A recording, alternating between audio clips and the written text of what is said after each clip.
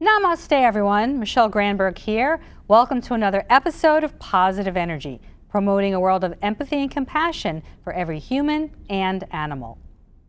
On this show, we're talking about the wonderful world of insects. I'm joined by staff from Cedar Run Wildlife Refuge, a nonprofit dedicated to the preservation of New Jersey wildlife and habits through education, conservation, and rehabilitation.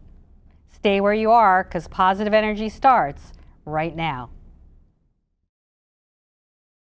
So Positive Energy is welcoming Tracy Bloodworth, Director of Development and Communications at Cedar Run Wildlife Refuge, and Rachel Detto, Assistant Director of Education at Cedar Run Wildlife Refuge. So welcome, you guys. Yes, Thanks for being here. Thank you so much for joining and having us.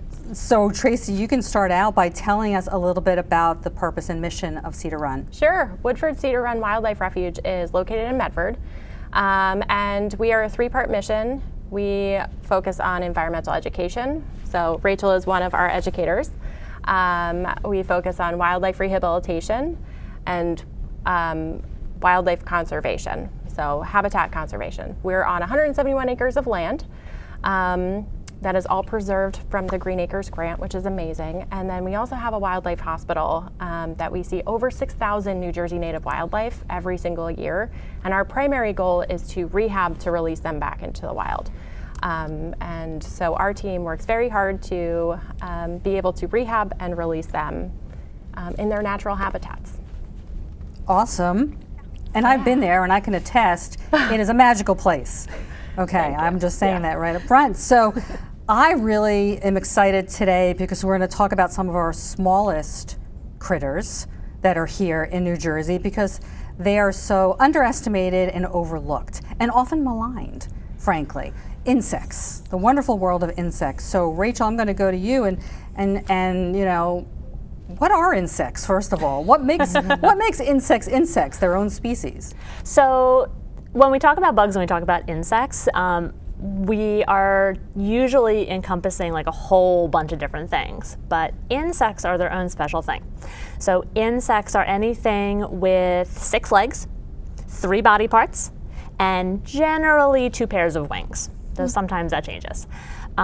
We also might lump in things like spiders and slugs and worms and things like that into the whole bugs thing. They're not insects specifically, but they're part of a group of animals that we call invertebrates too. So they all just don't have a backbone or an or a skeleton or anything like that. So they're all, we kind of talk about them all in one. So. I'm like hearing all the science people, all the science geeks out there going, yeah, I love it. I'm like, okay. That's what you're gonna get today. But you know what, and that was more than I expected because I didn't really know there was such a difference between bugs and insects, and now I'm thoroughly enlightened. Speaking of enlightened, what a great segue. We wanted to talk a little bit about lightning bugs, and it brings me right back to my childhood. When I think about lightning bugs, like raise your hand if like you're the same, but there was such a huge part of my childhood, summers growing up, and such a joy. I remember seeing them out, plethoras of them. Like they would just light up the sky in my neighborhood and we would go out and catch them, and they were so easy to catch. I hope we let them go and didn't harm them. I don't really remember, but what do you want to start off saying about lightning bugs in New Jersey?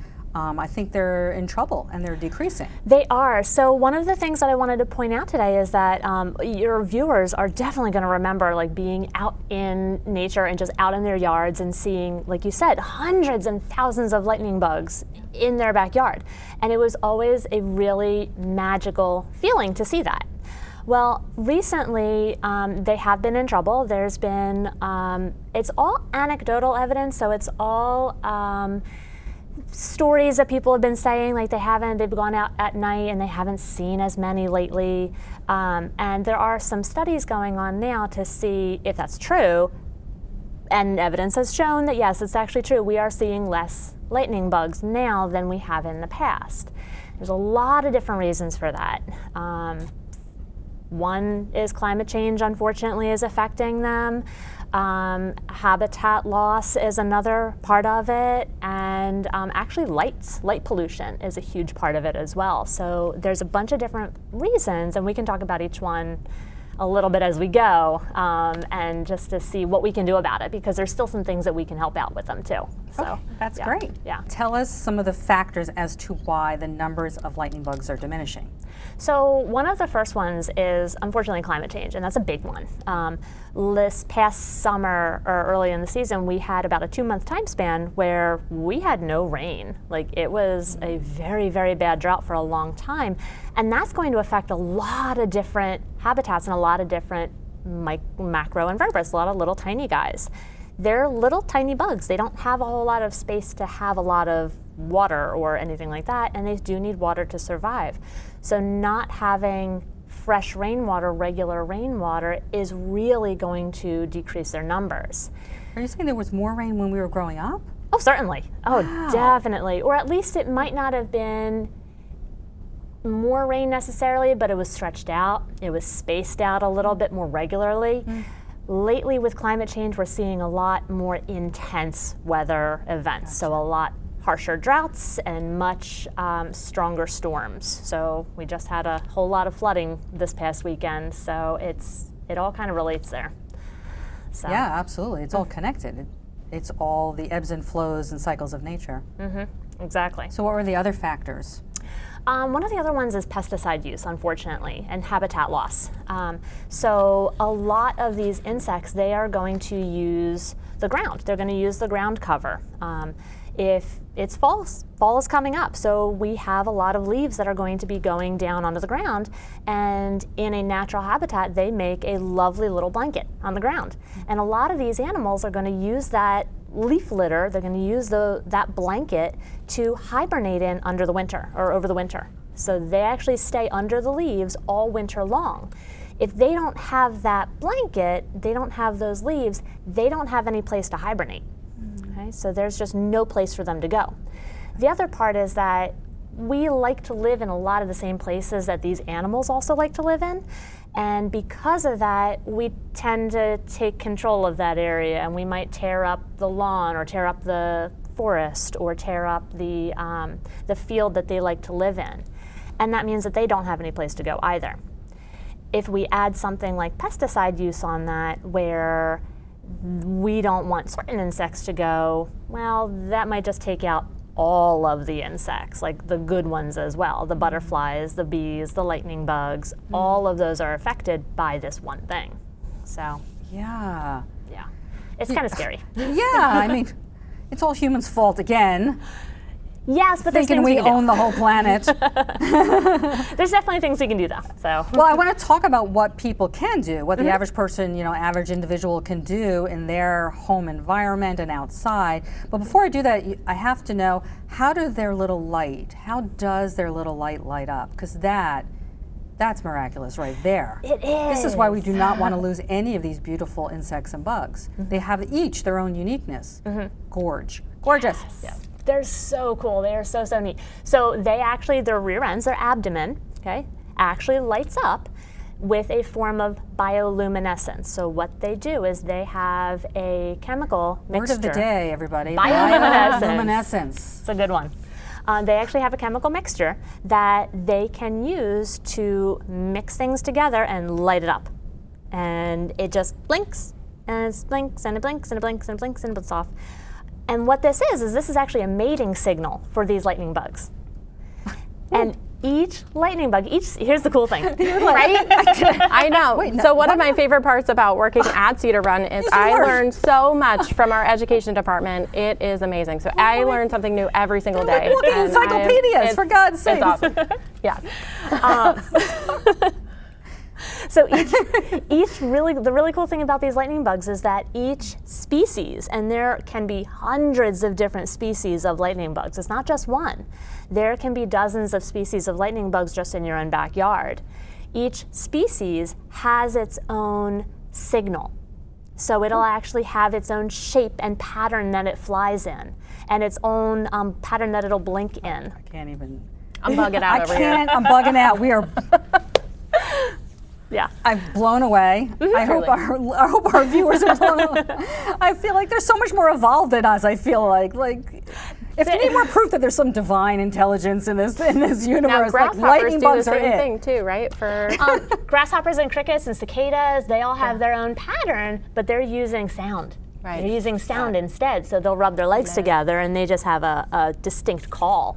So when you're hearing things at the end of the summer and you're hearing a cacophony, like all of these sounds left and right, that is each individual species looking for their own species. hey, come back for dinner. God. It's really, Signal. Wah, Right? Yeah. wah. That's wild. Wow. So unfortunately, what light pollution does is when we've got all these really cool little lights in our backyard, that can sometimes confuse the lightning bugs. Okay, so maybe they think that it's daytime and they're not going to call, they're not going to light their lights when it's daytime.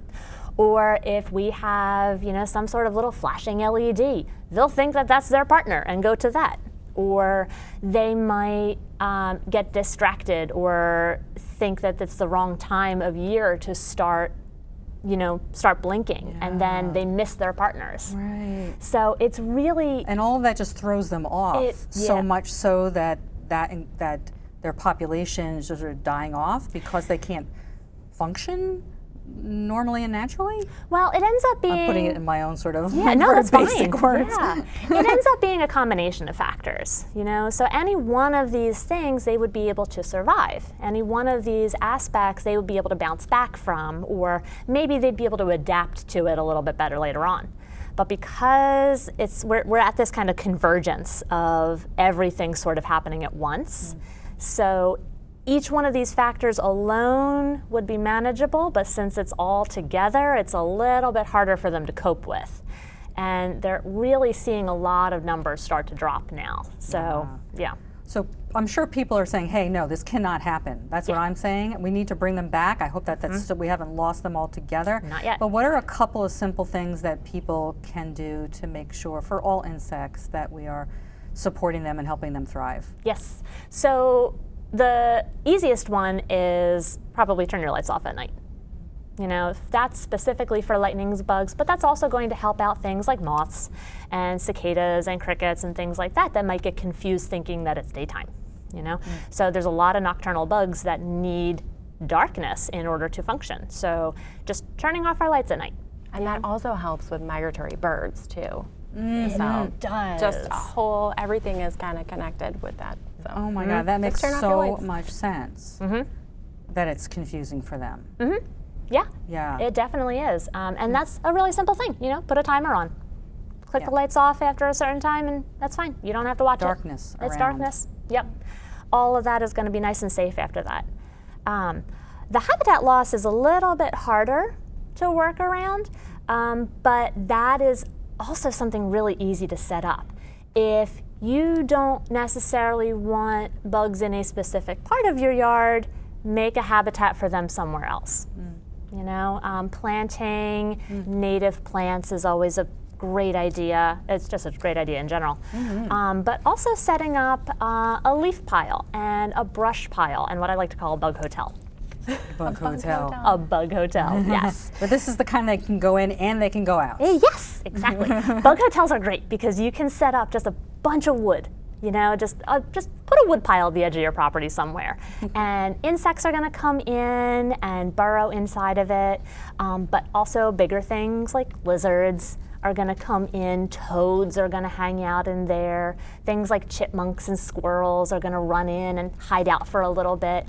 So this little bug hotel, this pile of sticks, is going to be a home for not just bugs, but also the really cute things that you like to see in your yard. I love that idea. It sounds like something that kids would love to do, to go out there, and set that up. So yeah, absolutely. So let's segue a little bit there to talk about spotted lanternflies, because I see billboards on the highway now that have pictures of you should stamp on them. You should squish them. And I'm sort of an anti-squisher. I'm all about saving you know, if there's one insect in my home, you bet I'm going to take my little humane bug catcher and I'm going to scoop it right in there, and I love to walk it outside and just set it free, and it's the best feeling, you know, and that's something we can do with a cup and a piece of paper. You can do that as well. So do we really have to kill the spotted lanternflies? I know that they say they're invasive, but what do you suggest, and what do you have to say about those species? I know they're not indigenous to here. They came from China and Vietnam. I looked that up. Yeah, they are a non-native species, and unfortunately they are one that can cause a lot of damage to the ecosystems that we have. And is that happening though? Is it really something we need to be realistically afraid of, like right now? Or it's preventative, obviously. We're still in the process of trying to figure that out. Like, there's still studies, and what they've shown is that spotted lanternflies are affecting crops, which is an unfortunate thing. So it's not necessarily that they're competing with other bugs, it's that they're competing with us directly, which is kind of unique. So that they are affecting crops, they're affecting how we can use some of our produce, and how, you know, just the amount of produce that we can actually make. The other thing is that we're not sure if or what eats them. So even if they're not actively harming, there's no natural predator for it, and then they're still taking up resources and putting pressure on insects that are native and that do have natural predators and that do have something to keep them in check.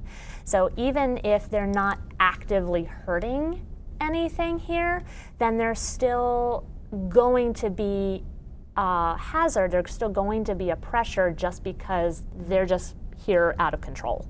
So that's not like a yes or a no in terms of, but it's, I guess, just being aware.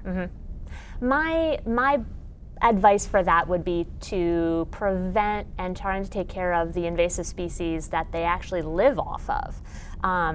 About 100 years ago, Ailanthus, which I forget what the common name is, but Ailanthus is the food plant for them naturally. And that came over here 100 years ago. And we've kind of let it grow here and there. And then the spotted lanternflies came over afterwards and found, hey, this whole area has all of the foodstuffs that we already like. But we've kind of let that plant go out of control because we didn't think it was a problem. And now it is, because this other, this animal is coming in and using all of that in addition to everything else. So that's why this education, what you provide in terms of all of it, the animals, the insects, humans, and the habitats themselves, and the plants and the fauna, it's so important to talk about the holistic view of all of that. So with that, even though I have so many more questions about all the insects, but I want to give Tracy a chance to talk a little bit more about Cedar Run. And I know you mentioned, like, there's some events possibly you want to mention, and how the public can support your nonprofit, your organization. Sure. Yes, so upcoming we have a whole plethora of fall events, which we're so excited for. So we have a couple family-friendly events that really showcase our education department, all of our programming. We'll have Rachel and the team going around with our specialty education programs, one just about reptiles, one story time with an animal resident where they'll read a storybook, and it's really fun and super cute. As well as just walking around with some of our education animals. So where we'll go to schools, senior centers, festivals with some of these education animals. The team will actually talk to them, talk to the public, and share more about the conservation and why we should and how we can protect their habitats and their species, because they are all connected, not just the bugs and the animals, but also the plants and the whole habitats. So we're very excited for that, and check out all of our events at cedarrun.org. You can volunteer. We love volunteers. We are a small but mighty team, but we are only really able to do the mission to protect and preserve our native habitats and wildlife because of our volunteers. So if you want to get involved, volunteer. And then donate. You know, we're not able to do the work that we do without the support from our local communities. We're not government or state funded, so all of the work that we're able to do to protect these 6,000 animals that we treat in our wildlife hospital to go back into the wild, we're able to do that with support from the local communities and individuals. It's so important. It is absolutely so important, and I've always got you guys in the back of my mind as well, because how many phone calls with injured animal phone calls So we do you actually get receive a year? over 17,000 phone calls from the community, from individuals A year?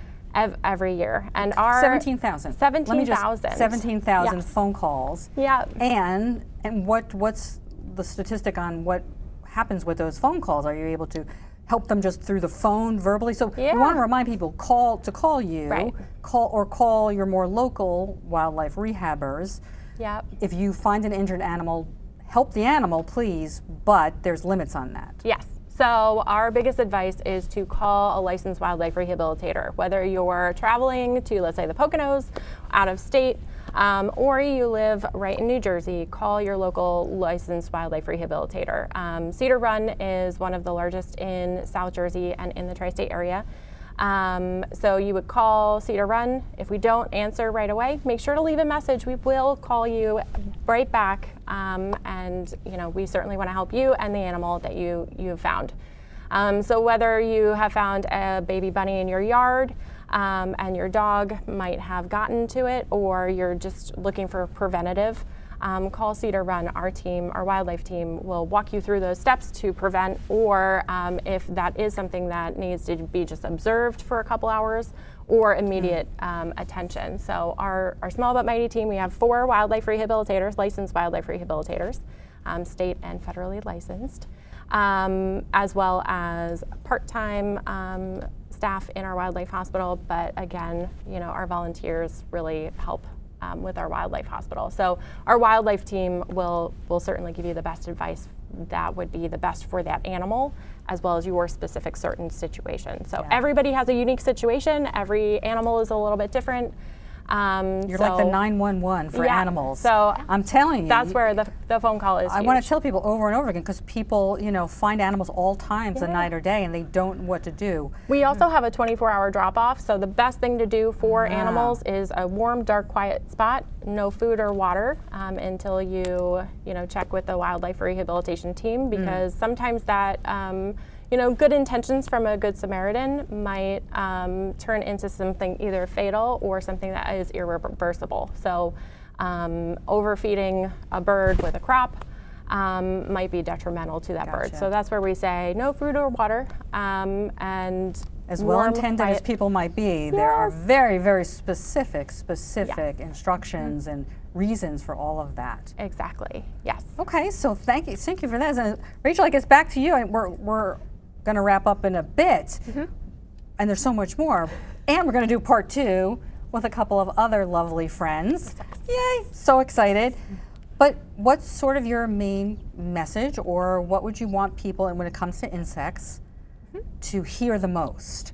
Because I want to inspire people to respect insects more, to love them more, to be fascinated by them, to know how they're little geniuses. They're just little bodhisattvas in a different body. And so many people are afraid and creeped out. Why do you think that is by insects? What's your theory?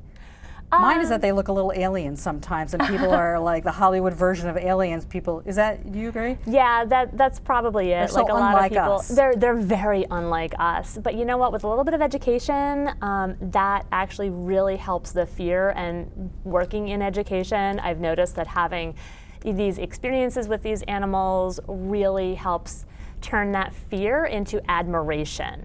And I will say, can I give you a tool real quick for people to use? Yes. Eey Naturalist is a great online app, and that you can actually use to identify a lot of these little critters. Well, you mean people will assume that they're poisonous or something, or they're going to sting, or they're invasive, when most of them are not. Most of them are totally harmless. They're not going to hurt you, and even the ones that can, they don't want to. They want to go and live their lives. That's their last resort. We're a little bigger than them. They look at us, right? They probably look at us as predators, as monsters, as very unfamiliar what's going to happen. Yep, we are scary to them. Even bees and wasps and we are scary to them, and we could accidentally hurt them, whereas they have to intentionally hurt us. So we are in much less danger than they are, unfortunately.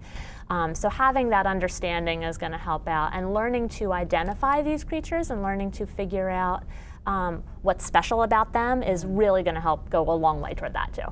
Yeah, because more often than not, you can just kind of leave them alone, and they'll leave. You can just kind of go your own, live in harmony, kind of go your own way. Yeah. Were you gonna? Exactly. Yep. And then, and for the education piece of that, you now have some trivia to give to a friend or Jeopardy questions, about those bugs that you just found. And if you want to learn more about education, not just for insects, but for habitats, for animals, for how you can help, you can follow Cedar Run at our social media on Facebook, on Instagram, or on LinkedIn, all of that stuff. So we would love to share all of those fun trivia facts that you can bring around to the table for your friends to say, oh, I learned this cool thing from Cedar Run. And then I can go visit and tell everybody about that. So we do have hiking trails, and we're open 7 days a week in our nature center. It's absolutely, so come visit. Seeing face to face, instead of grouping animals in this big group sparks the interest. Yeah. Like really getting to know them, getting to know the ins and outs and how fascinating they really are. So any other final words on that, Rachel, before we wrap up? I challenge your viewers to try and find one cool bug in their yard that they would like to learn a little bit more about. And they can use something like Eey Naturalist. They can take a picture of it and try and figure out what it is, or they can look it up online. They can email us. They can call us too if they want to, if they really want to find out, a little bit more about it, and just learn something a little bit more about what you might be afraid of, because they're mostly harmless and they're going to be just fine. Absolutely. They're just living here with you. Face those little fears. It's really, really worth it. So let's be allies for the insects. Yes. That's what I will see. Go bugs. Go Thank bugs. you guys. Oh my Yes, God. All right, I'm thank going to have you you. back. We're going to do part 2, but this has been amazing and very instructive and inspirational. So thank you so much. Thanks for coming on to Positive thank you. Energy. Thank you. Yay! We're wrapping up another enlightening show. Insects are vital to our ecosystem, and without them, our lives would be vastly different. I hope we've inspired you to be an ally for insects. Thank you for watching. Check out michellegranberg.com, go vegan, and join me next time on Positive Energy.